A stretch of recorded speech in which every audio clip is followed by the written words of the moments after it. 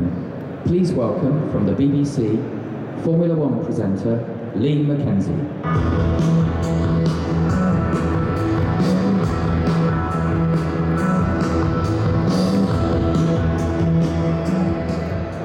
Well, good afternoon, ladies and gentlemen, and thank you very much for joining us. A beautiful film about two beautiful cars. Now, when we came to Geneva 2 years ago to reveal the McLaren P1, we didn't know actually at that stage that it would be a GTR version, a homage to the iconic F1 GTR that won Le Mans for McLaren in their debut in the race 20 years ago that was. Now, on that occasion, 5 McLarens went on to finish the race, including the gorgeous Chassis 6R that we saw in the earlier film.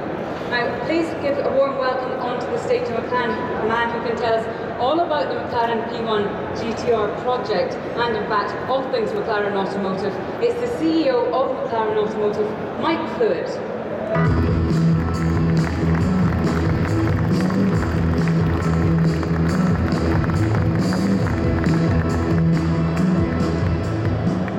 Great to see you again. McLaren P1 GTR topping another fantastic year for McLaren. Absolutely. 2014 was a phenomenal year for us. We've grown in every way as a business. Our sales volumes were 20% higher. We delivered over 1,600 cars, including 250 P1s to our customers. And perhaps equally importantly for a young company, we were announced shortly that it was our second year of profitability as a company, so it's a very sustainable business as well as delivering great product.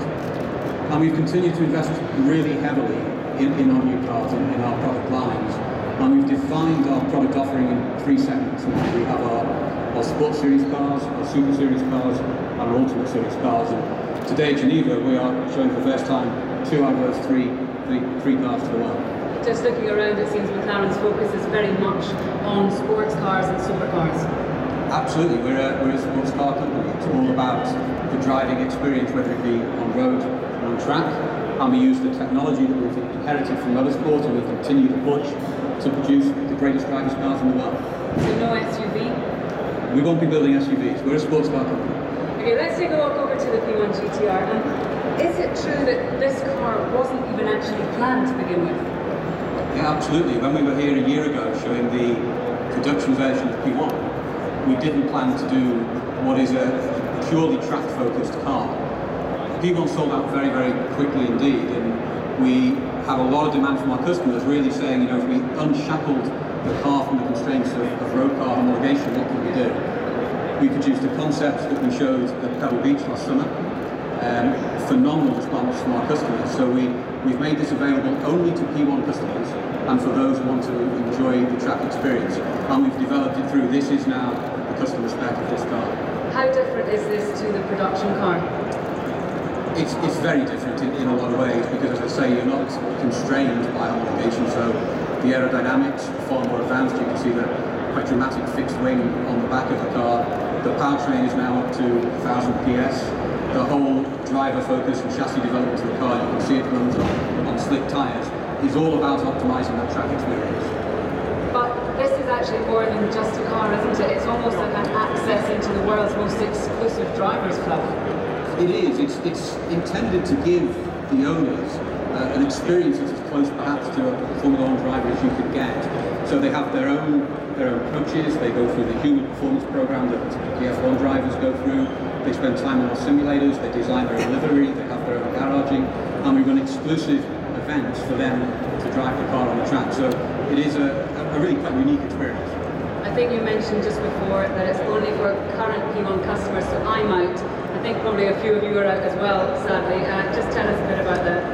Yeah, sadly you can't, I'm sorry, but absolutely, we made a commitment to our customers. We do 375 P1s, and when it sold out, we wanted to honour that commitment. And the way to do it was to simply offer this car to that exclusive club, and that's what we've done. And this car now, in turn, we have a couple of people speaking to us through the show, but this car also, the availability of the car now is finishing in next week.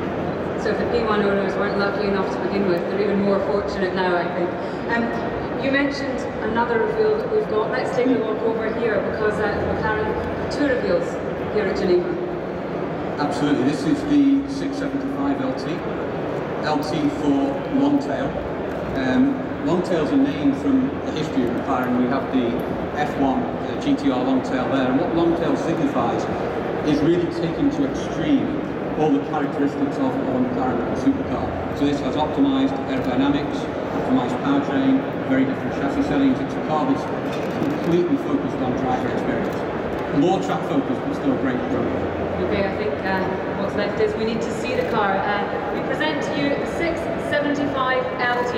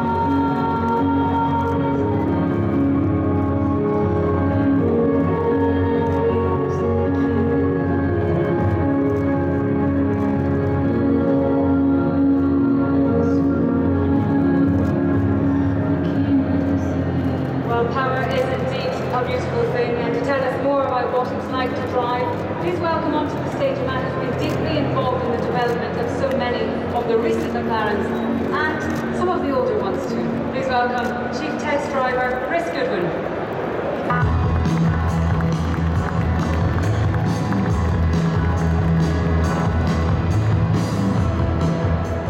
Chris, as well as some of the more modern McLarens, I know that you're an old friend of the Longtail as well. Yeah, I was fortunate enough to be racing for McLaren in the 90s, and the F1 GTR Longtail was the first McLaren I raced. I won his first race actually that year. So the Longtail name is something that's really important to me and yeah, very close to my heart. This 675 LT it's really just as exciting to drive in its own way. It's a road car that anybody who's driven any of our perfect cars has absolutely loved to drive. It's just a lot of fun. But it's a worthy holder of the name LT. It's the first McLaren that's going to use that LT brand. And the reason why it's appropriate is with the F1 GTR Longtail, we changed an enormous amount within that car. It wasn't just the shape of the car. With the 675 LT, we changed 1/3 of the components. We shaved 100 kilos off the weight of the 650S that came for it. That gives it a dry weight of 1,230 kilos.